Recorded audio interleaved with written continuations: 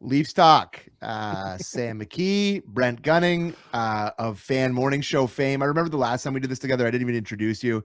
You're not just some random off the street. You on Sportsnet 590 The Fan every morning from 6 to 9 with our good friend Brent Gunning on Fan Morning Show. Joins me on here. He joins me from the North Pole again to do another really uplifting episode of Leafs Talk. Yeah. Can I? Okay, so I mean, your show. Don't ask. I was watching that third period. I took very few notes in the third period. That was worse than Washington for me. I don't know how many shots they ended up with tonight. It was in the mid-20s range as usual. I know like Washington is a good team, like a team that has playoff aspirations. And sure, like the Leafs had a better-ish start against the Preds where they, 22. Yeah, I think that's the exact same amount they had against Washington. But these performances are really starting to stack up here. And at some point, Gunner, rubber's got to hit the road. Like, I don't know how much more they can do this. Like, we were talking just before we came on air here. They're showing a lot of Brad Treliving in the press box there in Nashville, and the fact that he's in Nashville, I guess maybe he travels with them. I don't know what his schedule is in terms of traveling with the team, but the fact that they're showing him, and there's that one shot where he's like cowering up against the wall when they score the empty netter, and he's like, "Let me just slink out." Oh, damn, not a door. Solid wall. Just he was like here. Jake Paul when that right hook was coming in from Anthony Joshua. He's like, "Oh no." This is grim, and it's going from bad to grim. I don't even know what else the hell else to say, Gunner. It's bad to worse dark. Is usually the saying. That's it. It's dark, and tomorrow night has a very, very, very funerally feel. Getting pretty close to some pretty tough decisions. Yeah, it's bad when I was listening to my favorite audio program, well, visual as well, but it's always audio for me.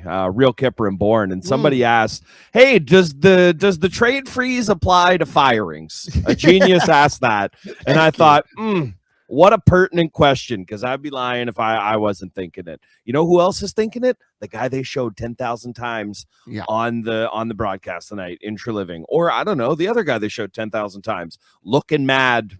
Chew that gum harder. Craig Berube there. It's just, what are you going to do?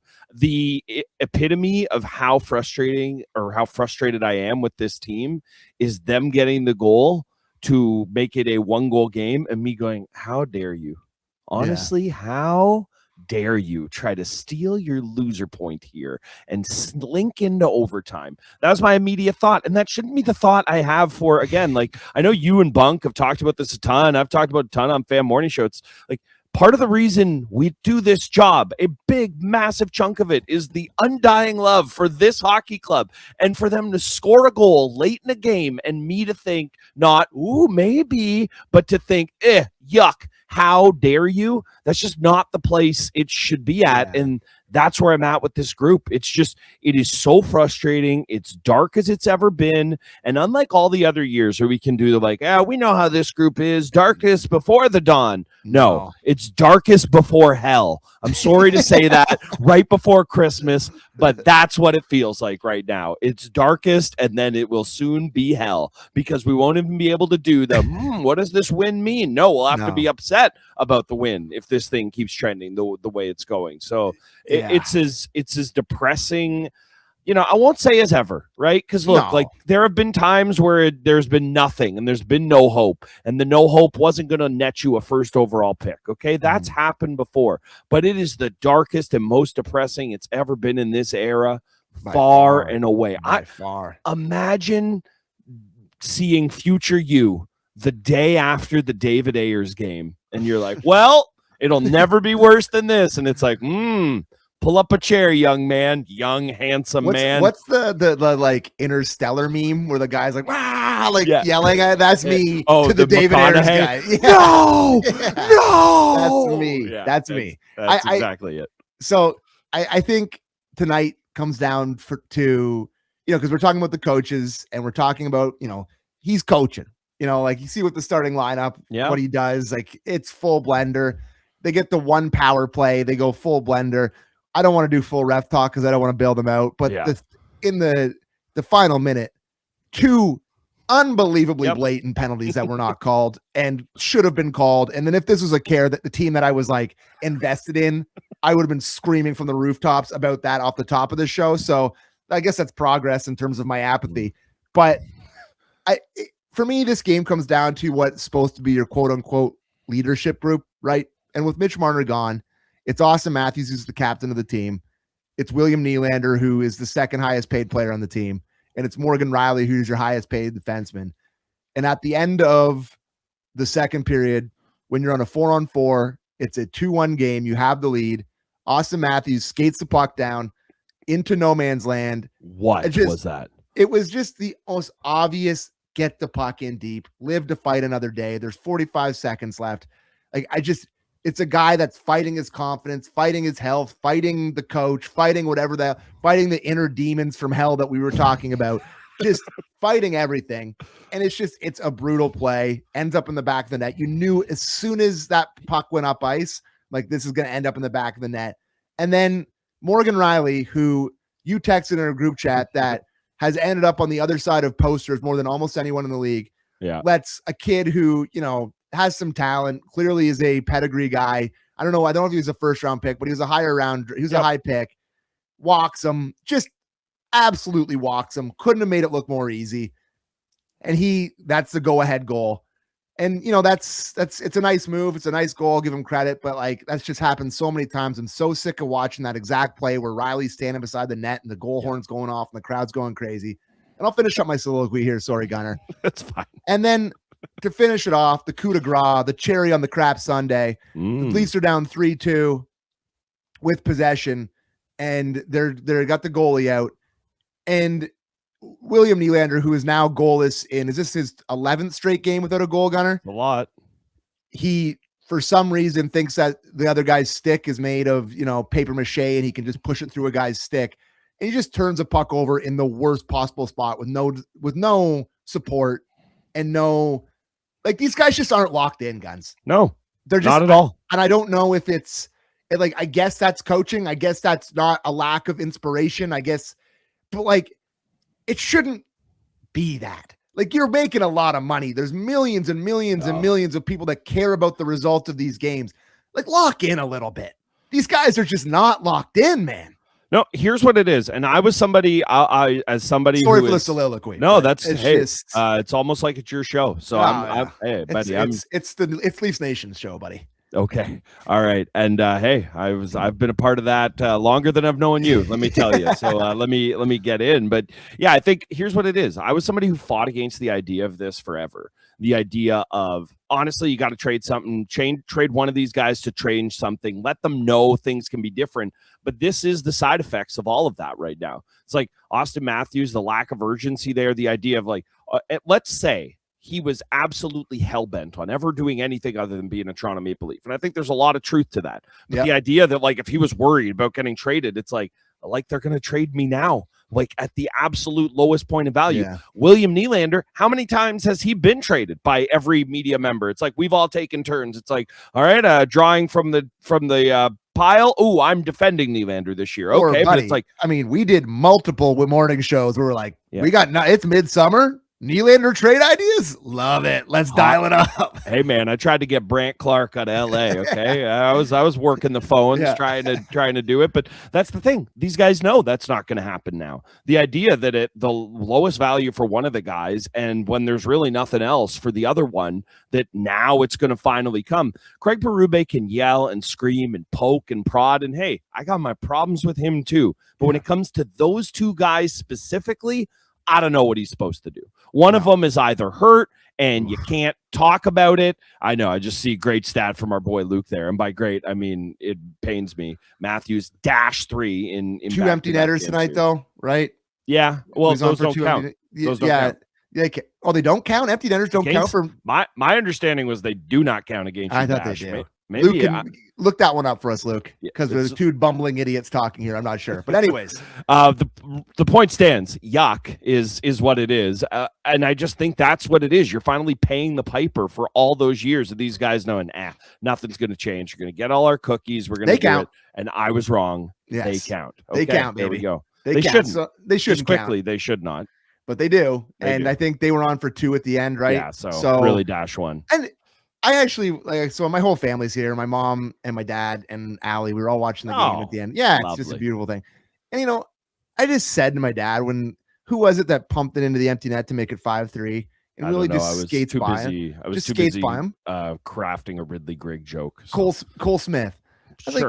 Like, could you just hack him across the shins? Like just do something to look like you are ever been pissed off about this. And we know that you yelled at Marner that one time, that it's not junior or whatever. Like we know that you run hot and you can get in this stretch of hockey. Yeah. A calling card of it has been meh. That everybody just looks so checked out. And there's literal think pieces written about Matthews holding his hand to his ear. Yes. And I thought Luke Fox did a fabulous job in that article on Sportsnet.ca. I loved it.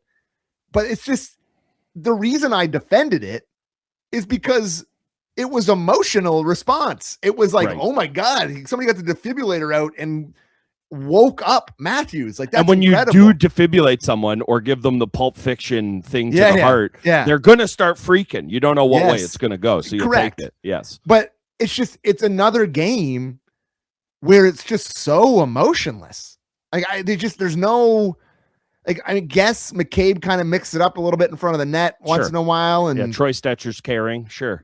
I think that's my only positive notes are Stetcher again. I think I just got Stetcher goggles on every night, but he was good again tonight.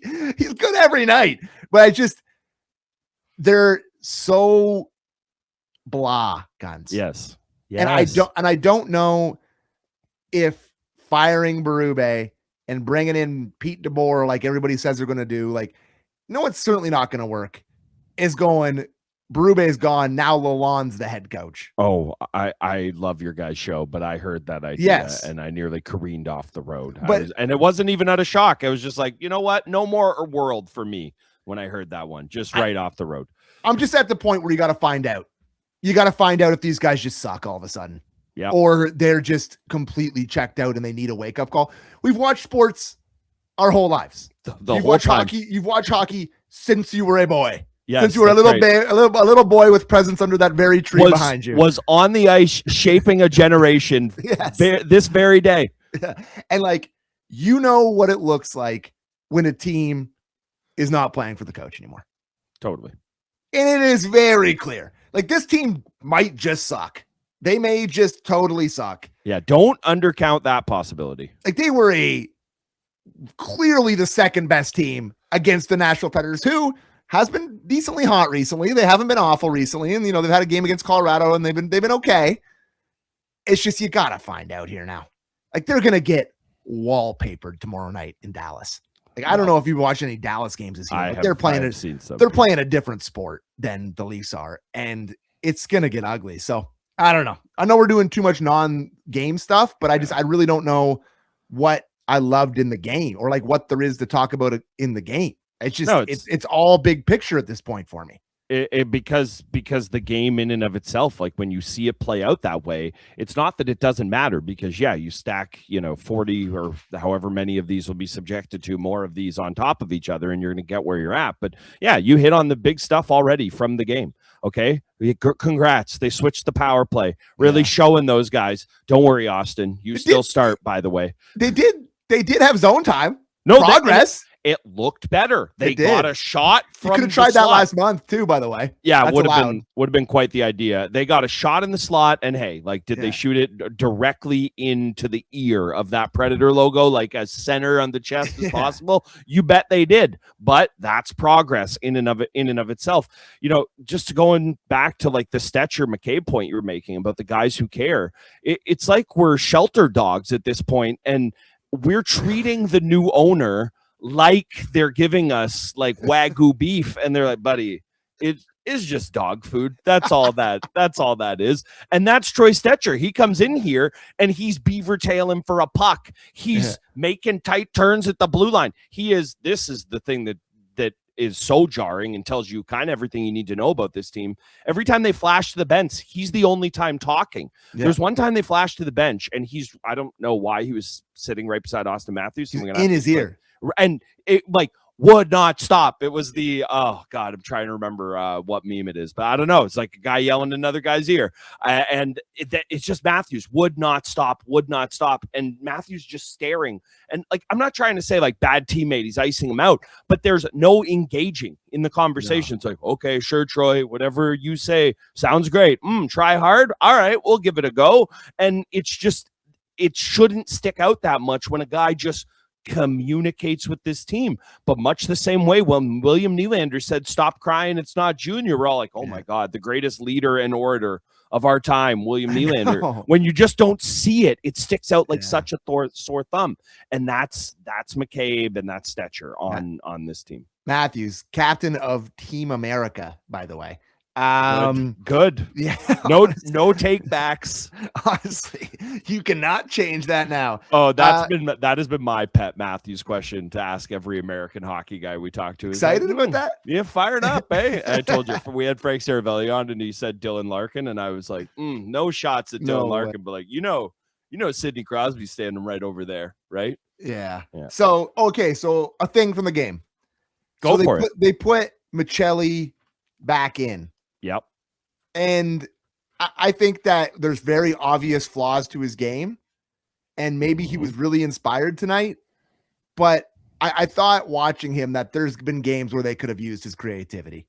Totally. Over the last, I don't know how many games in a row was he scratched for? 10, 11? Bunch, yeah. He hadn't played in December yet, and it's almost Christmas. So it's been a while since he's played. Yeah, stained. Yeah. Yeah. And I thought, like, I mean, I'm not really going to die on the hill that he was great tonight, but he had some chances and he was passing it around. And to me, he looked like a guy that was like, I'm just going to get scratched for 10 more games anyway. So let's take some chances here. Let's shoot the puck. Like, I'm going to shoot it. I'm going to pass it. That might get picked off. I'm going to do whatever. But like, I don't think we need to rush Max Domi back into the lineup. Unless you want to take Yarncroc out and maybe just send him to Brenus this year instead of next year. Like maybe we can get a trade going. So someone from that Swedish hockey team that he was rumored to go to. Do they have a guy over there that we can go 1-for-1 trade with so I don't have to watch him play hockey anymore? Holy crap. But anyways, it's just, I thought Michelli coming in, maybe he's just inspired and maybe the Nashville Predators aren't that good. But I thought to myself, maybe he didn't deserve to be scratched for 10 straight games. No, we all know what happened here. He showed up and he's like, "Hey, Craig, nice to meet you." He's extending his hand to shake to Berube, and Berube's like, "What are you doing here?" And he's like, "Brad traded for me. I'm on the team." And he's like, "The hell you are. Go sit over there. I'll tell you when I'm ready." And that's basically the way it's gone all year. He gave him the cursory, like, GM trades for you. You're going to give him, air quotes here, a chance. And then he didn't like him and said, "Get out of here." Yeah, it's like, tried him on the top line. Oh, Austin Matthews isn't shooting it in the net. Well, seeing as how the rest of the year's gone, does that maybe change your opinion of what that tryout exactly was? And it's kind of the same conversation I was having about the grit and the try with Stecher and McCabe. Where are the offensively, creative players on this team? You show me. John Tavares is an awesome player. Creative is not necessarily like the adjective I'd stop at for him. William Nylander, when he's going, absolutely has some of that. Where's it been from Austin Matthews this year? And even at his best, like creative again, sure, but like the 5th or 6th grade adjective I'd use to describe him, there's just none of that. Nobody passes. No one passes, Bobby. No. And again, I'm not going to completely absolve the coach of this when every time you hear it's like, just go in a straight line. It's like, do you pass and then go in a straight? Just go straight. Get the puck. Go north. No thinking otherwise. And I think that when you've had that puck to a square, please beat it to a square. And Michelli's like, "Oh, the hell I will. I got pasta making hands here. You don't want to know what's going on." But I think that's it. It's just he sticks out like a sore thumb. And that doesn't mean he's a good player. That doesn't mean he deserves it to be in the lineup every night. But then Domi, the guy who he's effectively like replacing here, he is supposed to have some of that creativity, but it feels like he doesn't know which night to flip which pitch. He's like, oh, am I creative guy tonight? Am I angry guy tonight? Am I score settler guy tonight? And it's like it's been the whole time with Domi. He's just kind of been caught in between of what exactly he's supposed to be. That's how this whole team feels right now. There are a lot of flaws that would exist with probably a lot of other coaches, but it does feel like that's such a big part of where they're at right now. It's so true. It's so true. All right. Tavares scores tonight. Passes Jean Beliveau. That's pretty good. I'd say that's pretty good. It did prompt me to hockey DB Jean Beliveau, which I had never done before. I'm gonna, you know what? I have a running. It's a segment in my group text with my boys Richard and who you know and Daniel, just called Hockey DB of the Day. I hope those guys are ready because they're getting Jean Beliveau the second we're off the air here. So, yeah, he plays first year was in 50-51 with the Canadiens. Played 2 games. Okay. And then he played till 70-71 with the Montreal Canadiens. It's a good run. Won a cup in his final season. Scored 76 points in his last season, 70 games. 10 Stanley Cups. I'm sorry, how many? 10. He won 10 cups. It's insane.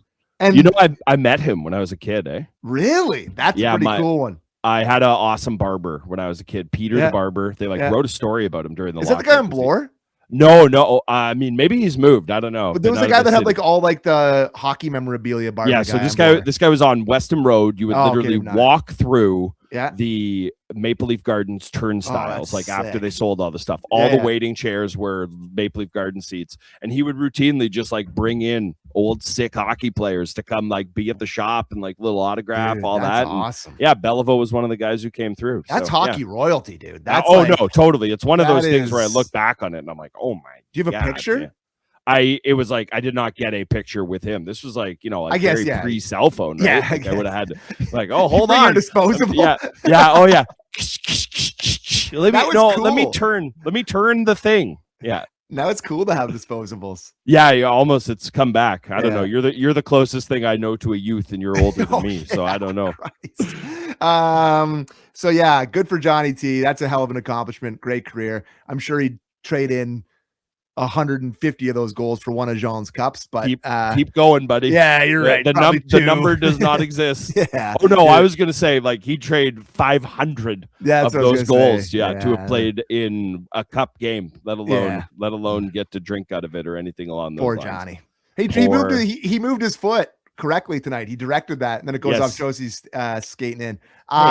Hey, he's a vet. You think he's not playing 37-degree chest? He knows. Yeah. He's the closest thing we got to a hockey robot. Wall. Yeah. I would say I hated the goal at the end of the second period. Can't have it. You're so mad at everybody else, rightfully so, and you as me as well, because I texted you immediately blowing up Matthews when that happened. But you need a save there. I'm sorry. It went through your arm. And he's been really good since coming back. Yeah. And then this is his first game back. No, it's not his first game back. They started him on Tuesday against the Blackhawks. Yes. But he hasn't let in many quote unquote softies. But that's a softie. And that's it's a back-breaking point of the game where, it's just one of the oldest things in hockey that goals at the end of a period, in the last minute of a period, just break your back in so many different ways. And he has a chance to pick up your teammates. Matthews with the brutal turnover. And it's just got to bear down and make a save there. So that's a tough one for Wall. I will say, though, he is a good NHL goalie, and it's nice to watch him play, and he makes a lot of really nice saves, and you just have such a high expectation for him now, and he just has to be so good for the Leafs to have any chance of winning these games. But that was a surprising one to me, and that's one that they needed at that point, and that kind of broke their back a little bit. So softy by Wall. Yeah, it did. Story as old as time. This team really just can't overcome the softy, and not that they were on track to overcome it with the way they played tonight. I don't know if it's scar tissue going back to the Hutch days where they just see one bad one go in and they go, no, it's over. Hutch. Just capitulate, forfeit right now. I don't know if that's what it is, but yeah, this is it. It's been a bugaboo forever. That goal in that spot will kill you. that goal like that. And look, you don't have to apologize for having a good goalie, but it's remarkable how good they have to be when they're such a big part of the team. And he's a big part of that team. It's not lost on me. All the other good goalies we talk about, you know what they play on? Good hockey teams, generally speaking. So I have two quick things left here. Because, sure. Boy, I don't want to do this much longer. In many respects. First thing is, and I'm going back to Troy's boys. Okay, we mentioned Troy, but the goal that Tavares gets, he just makes such decisive plays. Like he made his decision. Like I think that's the thing that I've noticed about him and really liked about him is that when he has the puck on his stick, regardless of it being really good or really bad, it's off his stick. Like he's not holding on to it, turning it over in a brutal spot. Like he really is a decisive player. And on this play, like if you're watching on Sportsnet Plus or on YouTube, a huge portion of it is he gets it and just gets it right into a dangerous area immediately. Like bang, snap, right over there, right on the tape. Yep. And he did it earlier in the game too, where he caught somebody sleeping on the half wall and he got it towards the net. And I think it was Bobby McMahon that got robbed on it. Yep. He's just such a decisive player and he's just such a bright spot, man. This team reeks to watch. Like I just, they're not fun to watch. No, but not at he all. plays 22 minutes a night now, or however many minutes a night. And he's just competing his bag off and making great decisions and looking like he cares. And I know Troy's boys, it's like, I know this is just not surprising coming from me, but God, what a breath of fresh air. Like, they should trade him so he can go play somewhere good. Like, he's better than this team right now. How do you not play in the Oilers decor? Like, it's crazy to me. I don't know. Nuts. Because the one mistake he would make a night, I'm assuming, ended up in the back of his net because Stuart Skinner and Calvin Pickard gestures to all of that. Look at this stat. They're showing, if you're watching on YouTube, look at this. Yeah, 14 games with the Leafs, 6 with the Oilers. You got 6 points, none with the Oil, plus 10. How can he be plus 10 on this team? Yeah. Plus 10 on this team is insane. Nuts. Well, I mean, this one I do know they don't count shorthanded. If you are out there, and it's not his fault, that power play still, or that penalty kill still stinks. But no, you're right. It's remarkable what he's done. And you said how quickly he does it. It's because he has the other thing everyone else seemingly on this team lacks: urgency. Yes. It's like, I'm not going to sit here and ho-hum and slow things up the ice and take my little meandering thing through. No, he's going to do it quickly. And he also understands that, it's like he's there to play a role. And, I know Troy's boys are going to get his head so big he can't walk through a door. But he also understands who he is. And that's such an important skill in this league. And I think that's part of it, that there's been all this hope, or I shouldn't say hope, but a place for somebody to jump up and take something on the Leafs team that they're all like, ooh, am I a superstar? No, just play a normal hockey game, please. One thing I wanted to get, and we kind of touched on it, just going back to power play for a sec. For the 2 units looked way better. I am never going to sit here and argue about the 2 units. I hate the way that first unit is because they just have nobody who could break the puck in. If I have to watch Austin Matthews skate in through the middle of the ice and just like, here, flip the puck into the corner as he carries through the neutral zone with speed, but without any possession.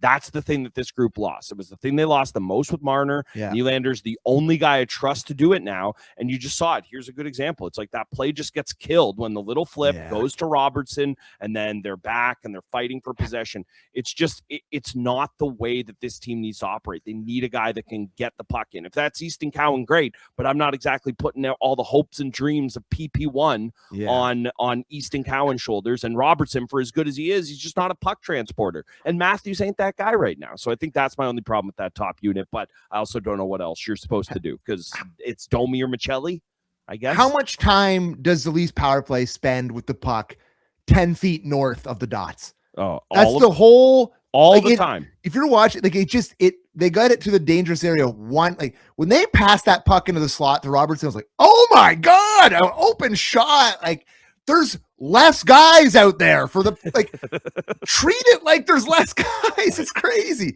They just spend so much time above the dots in not threatening areas. I don't know how you fix it, but it needs to be fixed. Last thing for me, one of our favorite things we used to do on Sports Talk Radio, which is not a great visual medium, but it's sports fashion. Oh, yes.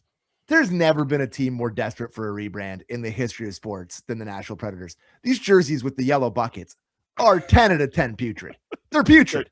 They are terrible. I watched with my mom tonight. These jerseys are awful. I'm like, I agree, Mom. Nailed it. They're terrible jerseys. Good take. Honestly, though, like, even do the blue buckets. They used to do the navy buckets. Yep.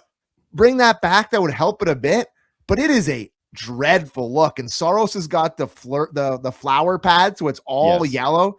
Horrible jerseys. Horrible. 10 out of 10 awful. Change them. Looking like Cape Breton, and it feels like Patrick O'Sullivan's about to get a gift. Yeah, I do not like it.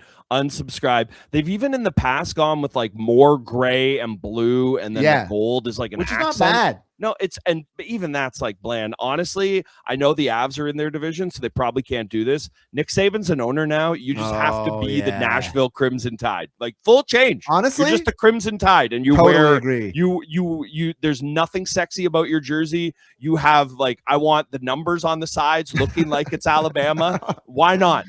Tell me there's a worse idea. Isn't Vandy in Nashville? Yeah, no, you can't. Do it. What's their team called? Are they the Cavaliers? Is that right? No, I feel like Commodores, that's wrong. I want to say. I can't remember. Commodores or something like that. Two Canadian sports fans try to figure out the name. Commodores, you're right. Good job. I had that when David Price was drafted. Somehow that stuck all the way in there. Baseball program, but their jerseys are beautiful. Their colors, that black and gold with they got the swords, right? Am I right or am I wrong? Just do that. Sounds very right. Yeah, I just don't know do if they that. got that. Yes, do that. Be the Commodores. I think the swords you're thinking of is Virginia Tech. I believe is what you're thinking of, or Virginia. Maybe the same thing. I don't know. Like, hey, okay. Last thing, actually, I just got a text here, and like breaking news. No, it's not breaking. I mean, right now this is maybe a tough day, but like, so there's this guy in my softball league that I play hockey with once in a while. Play softball with him. Clearly, not the guy I played basketball with. No, this guy's name's Wally. Okay, Wally. And he's a diehard Sabres fan, like the most diehard Sabres fan I've ever met, which is insane. And he chirps me with the Sabres all the time. Like, he really cares about the Sabres. And he just texted me. He's like, 6 in a row. We may never lose again. Picture of the standings. FYI. Sabres fans, that's where we're at. I got a Sabres fan blowing me up during Leafs talk, talking about all the Sabres. Like, the Sabres are not something I ever think about. Like, the only time I think about the Sabres is when the Leafs go down there and it's 80% Leaf fans and Matthews scores his 60th and you going down there during a World Series game. Like, that's what I think about. And now I got Wall hit me up during Leafs talk, be like, the Sabres? God. That is gross. It's CBJ beats Anna tonight. The Leafs are in last place in the Eastern Conference. Last place. Guys, you would know better than me. How much is he Ron Burgundy? You did not go Columbus and Anaheim. If CBJ beats ANA tonight, anything that pops up. I said Hannah. Oh, you did actually. Yeah, you're thinking of like Don Draper's Love, Anna out there on the West Coast. Never watched Mad Men. That's okay, because you can't anymore because they uploaded it to like a new streaming service, and now you'd see all the sides. I can't do another. I got too many. I just got like every month. I just got every credit flying off. I'm like, where is money going? It's like, don't get me started. If only there was this thing. We used to have it when we were kids. It's called cable, and you paid one company money for a thing. I know. My beloved Edward. I pay big Papa Edward every month. My money. Imagine how good it would be if you could give him more, but other people less. So in theory, Hold on. Luke says, now we're just off the rails here. Yeah. Luke said I made a Mad Men reference. What was my Mad Men? You were like preciously close to it. You're like, I don't think about you at all, which is a famous Mad Men-ism. Right. But it's like, that's not a Mad Men reference. That's an internet reference. Now. Okay. Do you know how many things I reference? And it's like, that's from a thing. I didn't know. Right. I just saw it on the internet once. I've had enough, Gunner. So have I, buddy. Hey, I'm on Christmas vacation. I didn't even work Friday, and I'm here because nobody loves, not nobody, but like I love Leaf Nation like few others, and I always let it be known. The rest of the stuff they pay me for, Leafs is a labor of love, baby. I love it, so buddy. I'm always happy to be here. So from the North Pole. Yeah, Merry Christmas to you and yours. Say hi to your other Sam. Say hi to my boy Gordo for me. I'll be back tomorrow night with Justin Cuthbert to follow up another really interesting game. Could be a different tone again. I don't know. Who knows? Firecracker. Yeah. I really appreciate you coming on, Gunning. Follow him at Gunning590 on both your things on Twitter and Instagram. He's buddy, I couldn't tell you what my Instagram. Okay, he's on the grams. Look him up. A lot of golf. He's on Sportsnet 590 The Fan every morning, 6 to 9 with Ben Ennis. Fabulous show. Love you, bud. Subscribe. Love you too, bud. Hit the thumbs up, right? Do all that stuff like JD says things. too. Love you guys. I'll talk to you tomorrow night.